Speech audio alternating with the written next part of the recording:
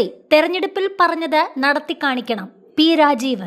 UDF സർക്കാരിനെ രൂക്ഷമായി വിമർശിച്ച് മുൻ മന്ത്രിയും CPM നേതാവുമായ പി രാജീവ് PM ശ്രീ പദ്ധതിയിൽ UDF സർക്കാർ നിലപാട് മാറ്റിയതിൽ മാധ്യമങ്ങളോട് പ്രതികരിക്കുകയായിരുന്നു അദ്ദേഹം. വഖഫിലും സർക്കാർ പൂർണ്ണമായും BJPക്ക് വഴങ്ങിയെന്നും പി രാജീവ് കൂട്ടിച്ചേർത്തു. എങ്ങനെ ഒരു സർക്കാരിനെ ഇതുപോലെ മലക്കം പറയാൻ കഴിയുമെന്നും അദ്ദേഹം ചോദിച്ചു. RSS അജണ്ടകൾക്ക് മുസ്ലിം ലീഗും കോൺഗ്രസും കൂട്ടുനിൽക്കുകയാണെന്നും പി രാജീവ് പറഞ്ഞു. UDF വന്നാൽ PM ശ്രീ അറബിക്കടലിൽ എറിയുമെന്നാണ് പറഞ്ഞത്. കേരളം ഫണ്ട് വാങ്ങിയിട്ടില്ലെന്ന് പാർലമെന്റിൽ പോയപ്പോൾ മനസ്സിലായതാണ്.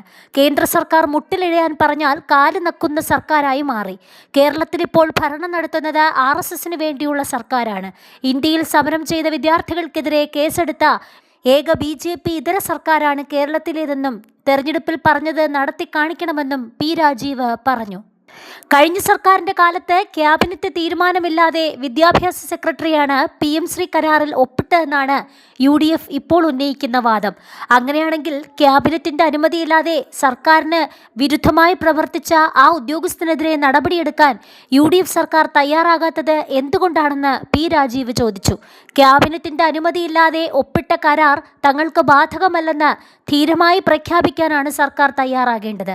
PM ശ്രീ പദ്ധതി കേരളത്തിൽ നടപ്പിലാക്കില്ല. അതിനായി ഞങ്ങൾ ഇതുവരെ കേന്ദ്ര ഫണ്ട് കൈപ്പറ്റിയിട്ടില്ല. RSS അജണ്ട നടപ്പിലാക്കാൻ ഞങ്ങൾ സന്നദ്ധരല്ല എന്ന് കേന്ദ്രത്തോട് തുറന്നു പറയാനുള്ള രാഷ്ട്രീയ ആർജവം UDF കാണിക്കണമെന്നും അതിൻ്റെ പേരിൽ കേന്ദ്രം സർക്കാരിനെ പിരിച്ചുവിടുമോ എന്നും പി രാജീവ് വെല്ലുവിളിച്ചു. കേന്ദ്ര ഫണ്ട് തടഞ്ഞുവെക്കുമെന്ന് ഭയന്നാണ് പദ്ധതി നടപ്പിലാക്കുന്നതെന്ന UDF വാദത്തെയും പി രാജീവ് ശക്തമായി എതിർത്തു. LDF ഭരണകാലത്ത് പദ്ധതിയുടെ അപകടങ്ങൾ മനസ്സിലാക്കിയപ്പോൾ തന്നെ സാമ്പത്തിക താൽപ്പര്യങ്ങളെക്കാൾ നയപരമായ നിലപാടുകൾക്കാണ് പ്രാധാന്യം നൽകിയത്. കേന്ദ്രം അർഹമായ ഫണ്ട് തടഞ്ഞുവെച്ചപ്പോൾ ആർട്ടിക്കിൾ 131 പ്രകാരം സുപ്രീം കോടതിയെ സമീപിച്ച് പോരാടിയ ചരിത്രമാണ് LDF സർക്കാരിനുള്ളത്.